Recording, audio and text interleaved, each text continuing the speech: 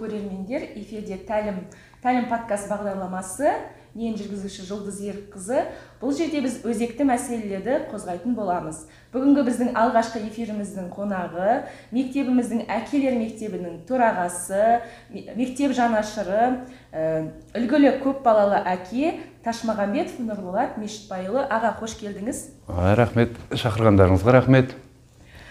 Мағжан Жұмабаев атамыз айтқандай, тәрбие өзі 4 түрге бөлінеді екен. Біріншісі дене тәрбиесі, ақыл тәрбиесі, сұлулық тәрбиесі, мінез құлық тәрбиесі. Адам бойында осы 4 қасиетте болса, ол адам түгел және тегіс дамыған тұлға болып табылады екен. Біздің де осы тәлім подкастың мақсаты жасөспірімдерге, жастарға осы бір атамыз айтқандай жан-жақты тәрбиелі тұлғаны қалыптастыру. Біздің жас ата-аналарға, оның ішінде жас әкелерге үлгі болсын деп бірінші эфирімізге сізді шақырдық, аға. Бірден сауалыма бастап кетсем, өзіңіз, отбасыңыз жайлы айтып берсеңіз. Өзім туралы айтсам, 4 балалы отбасында дүниеге келгенмін.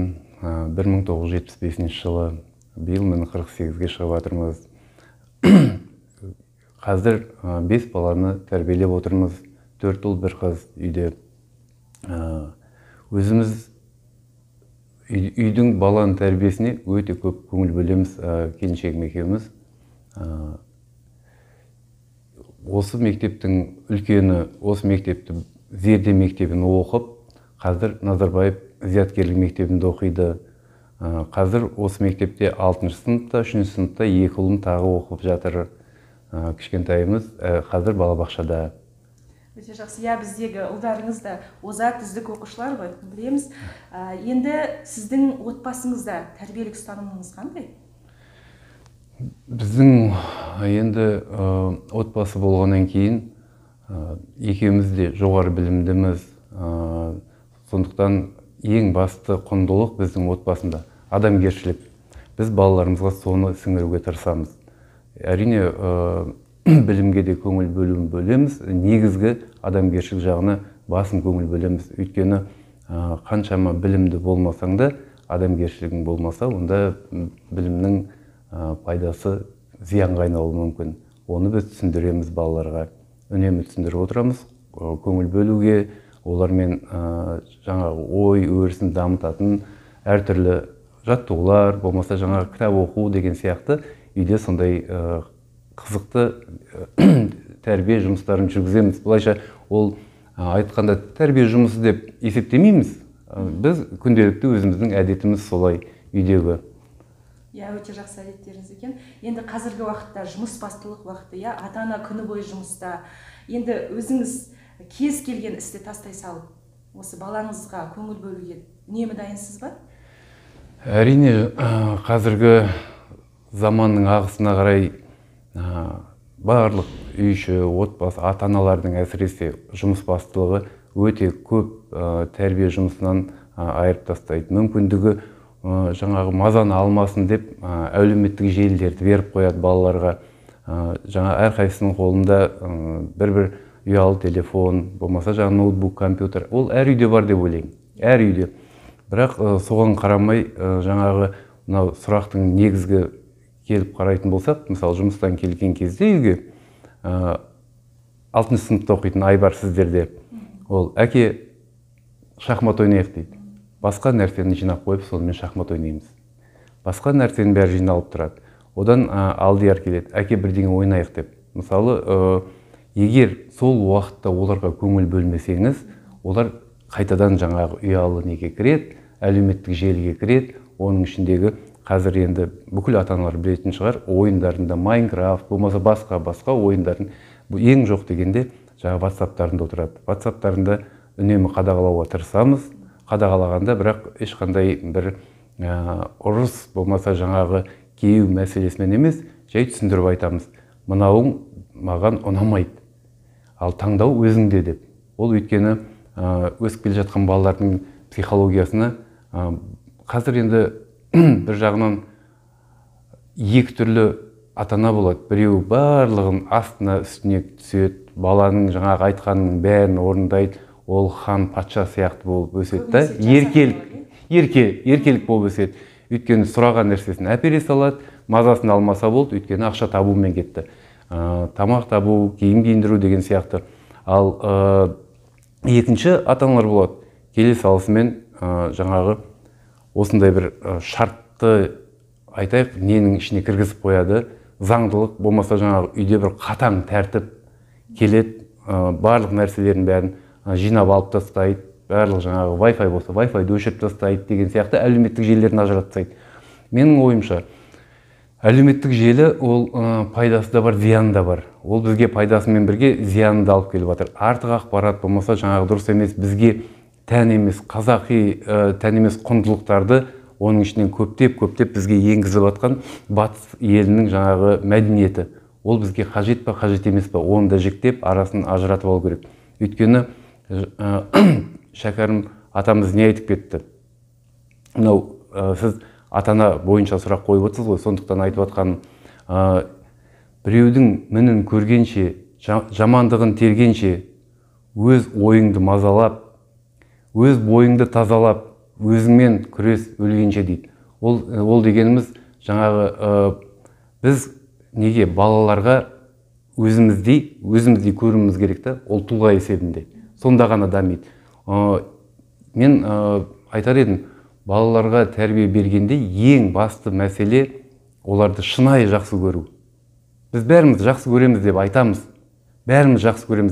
Бірақ тек немен шектелеміз? Қалай болды мектебің?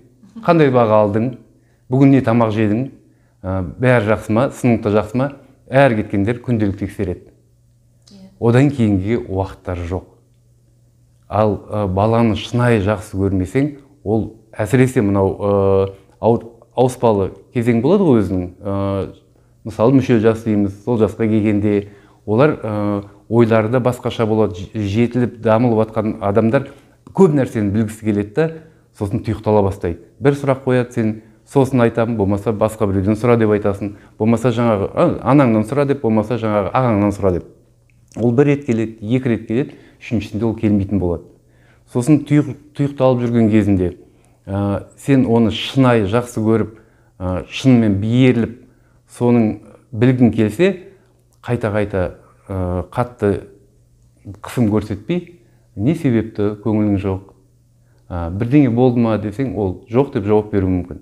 Бірақ шын көңілмен адам балаға көңіл бөліп, егер шынымен сұрақты балалар, өйткені біздерге айтайын, балалар біздің айнамыз. Оның бір жағынан, екінші жағынан, балалар өмірде өте сезімтал. Олар сезімтал, сезеді, сен шынымен, оның халын білгің кеп тұр ма, әлде жай жаңағы сұрау үшін сұрай салдың ба дегенді. Олар сезеді. Сондықтан олар ашылу үшін сен шынайы оны жақсы көріп, шынайы сондай жаңағы қызығушылық танытуың керек. Ол балаға. Сол кезде ол бала біртіндеп өзі ашылады, айтатынын айтады, айта алмайтын жағдай енді болғанда ол ата-ананың кінәсі деп есептеймін. Өйткені баланың несіне кіре алмағаны, сеніміне, оның жаңағы. Сондықтан бұл жерде жаңағы сұраққа байланысты айтып жатқаным, тек қана балаларды шын жүректен жақсы көріп, олармен жаңағы сеніміне кіре білуіміз керек. Өте жақсы. Енді қазіргі кезде де жасөспірімдік шақ қой, жаңа айтып өткенде, жасөспірімдік шақ өте ерте басталып кетті. Бұрынғы уақытта бір 12-13 жаста басталып жатса, қазіргі балалар енді біздің жаңа ұрпақтың балалары ғой енді. Олар 9 жастан да бастап, өздерінде мінездерінде өзгешелік байқалады екен, ата-анасына бір өзінің ойын айта бастайды. Яғни ол өте жақсы. Енді бала болғаннан кейін баланың шалалығы да болады. Әрине. Ал бір мысал келтіре кетейік. Мысалы, балаңыз бір күні сабақтан қашып, ерте келді делік.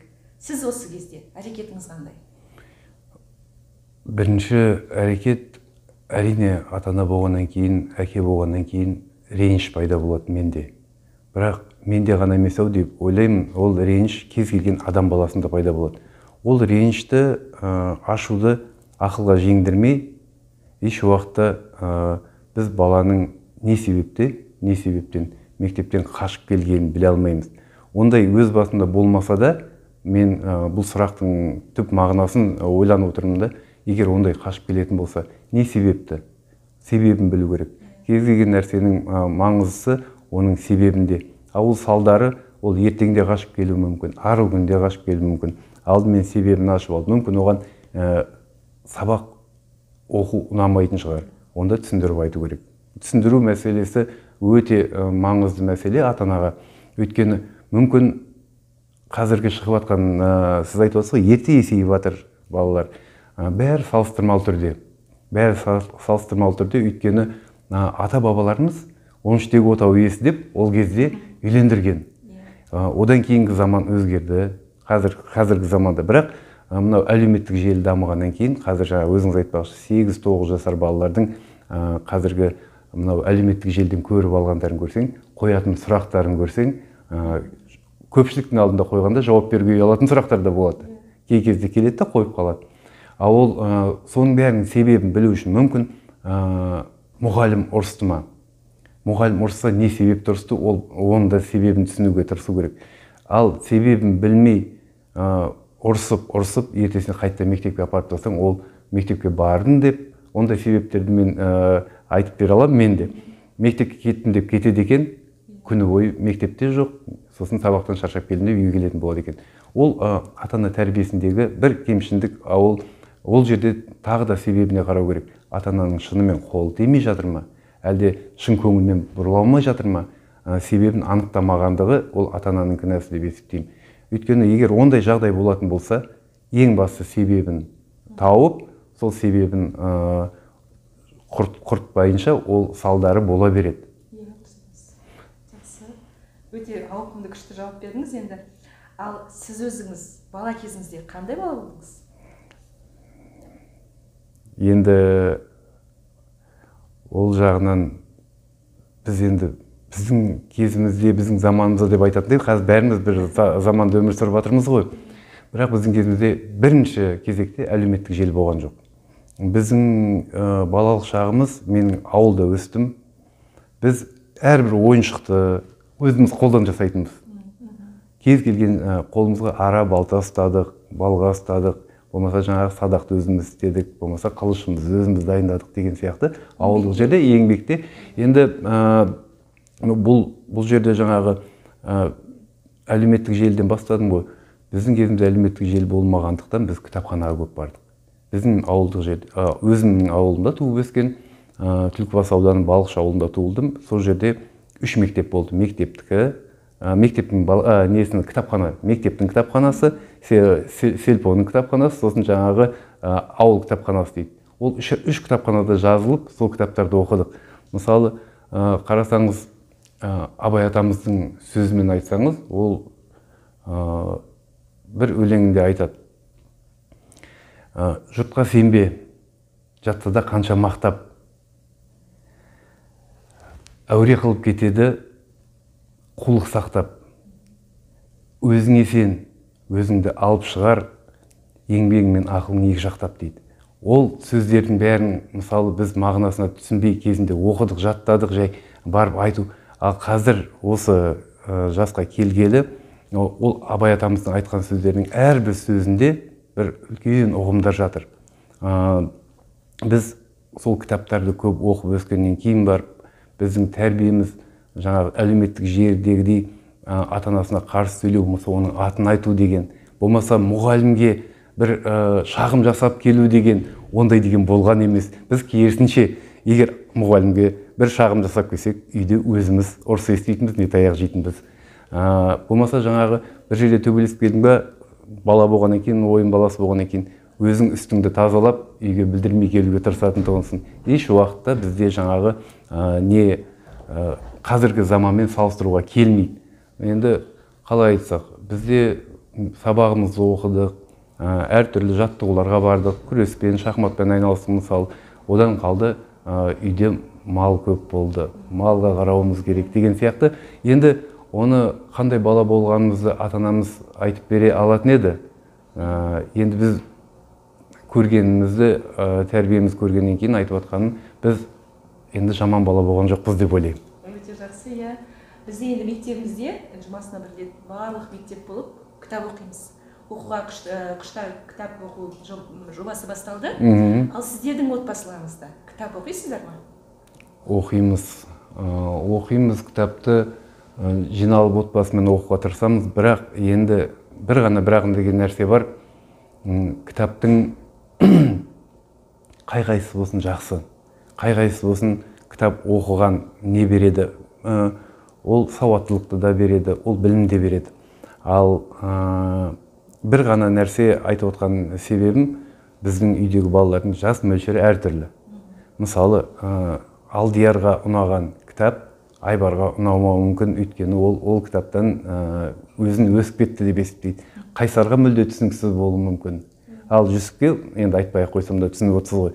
Сондықтан ортақ бір жалпы отбасылық құндылық туралы кітаптар, мынау Ыбырай Алтынсарин атамыз кел балалар оқылық, оқығанды көңілге ықылас пен тоқылық. Оқысаңыз балалар шамнан шырақ жағылар, тілегеннің алдынан іздемей-ақ табылар деп айтқаны, оның барлық балалар оқыған шығар мектепте деп ойлаймын. Барлық балалар оқыған шығар. Бірақ Ыбырай Алтынсарин атамыздың тағы бір сөзінде айтады: біз балаға көп оқытамын деп, көп білім берем деп, шала шарпы жаңағы білімнің жоғары бетін ғана алып бере саламын. Сондайдан сақ болу керек дейді. Одан да аз да болса нық бір жаңағы басына қонымды болатындай қылып беруіміз керек дейді Ыбырай Алтынсарин атамыз.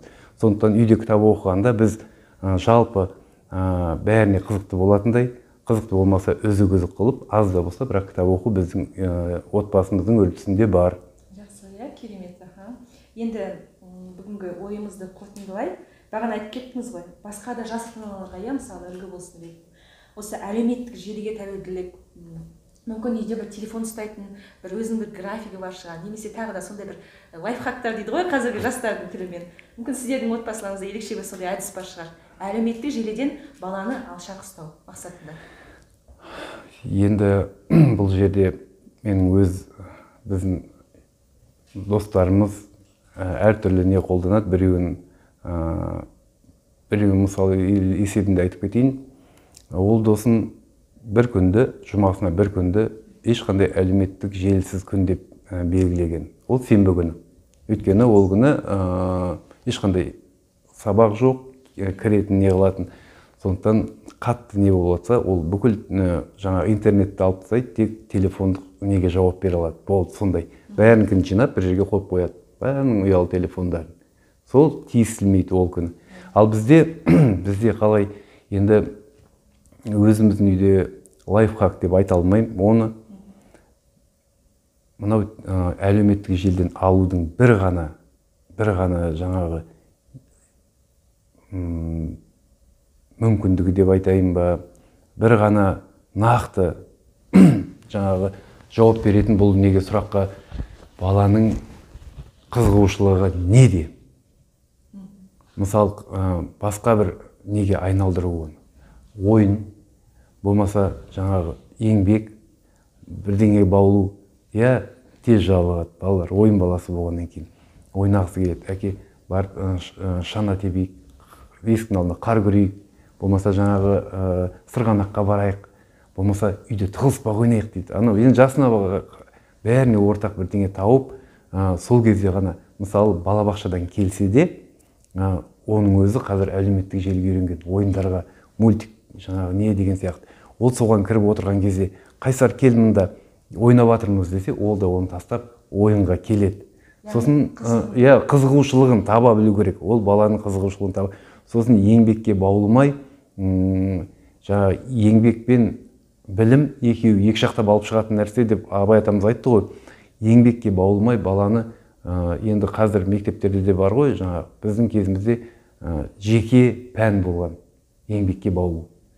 Қыз балаларын әрине тігуге, ұл балалардың қолына балға ұстау, жоқ, сол нені біз өзіміз құрастырған бір нәрсені орындық болса да, қандай немен бір үлкен тақ, ханның тағын істегендей қуанатынбыз.